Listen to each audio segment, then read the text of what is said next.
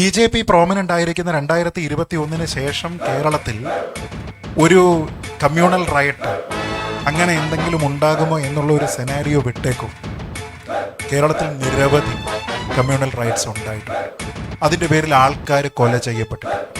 100 വർഷങ്ങൾക്ക് മുമ്പ് 1921 മലബാറിൽ കലാപം നടക്കുന്ന സമയത്ത് there was absolutely no BJP. RSS was founded in 1925. അതിന് 4 വർഷം മുമ്പാണ് മലബാർ റൈറ്റ്സ് നടക്കുന്നത്.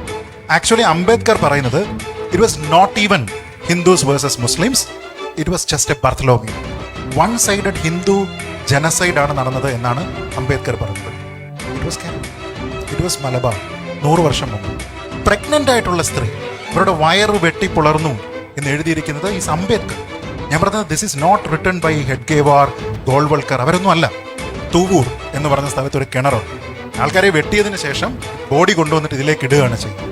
പശുക്കളെ കൊന്നിട്ട് ആ പശുക്കളുടെ കുടലെടുത്തിട്ട് അമ്പലത്തിൽ കൊണ്ടുവന്ന് ഈ വിഗ്രഹത്തിന്റെ പുറത്തിടുന്നു. This happened in Kerala even before the RSS was founded.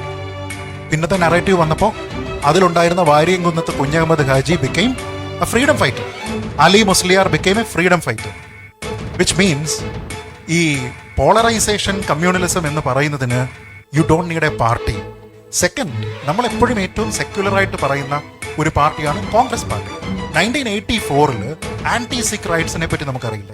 Rahul Gandhi had to admit before Arnab Goswami that Congress leaders were involve. Jagdish ടൈറ്റ്ലർ, Sajjan Kumar, ഈ ആൾക്കാരുടെയൊക്കെ പേര് നമ്മൾ ഓർക്കുന്നത് നല്ല ഗ്രൗണ്ട്സിലല്ല. അതിന്റെ പേരിൽ നമ്മൾ കോൺഗ്രസിനെ ഈ പറഞ്ഞതുപോലെ വർഗീയ പാർട്ടി എന്ന് വിളിക്കുന്നുണ്ടോ എന്നുള്ളതാണ് എന്റെ ചോദ്യം.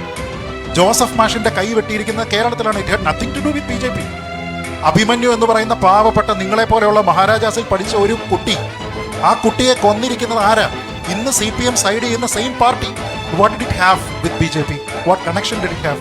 Absolutely nothing. ഈ സംഭവങ്ങളൊക്കെ നടക്കുന്നത് നമ്മുടെ നാട്ടിലാണ്. So we can't B selective. That's the point.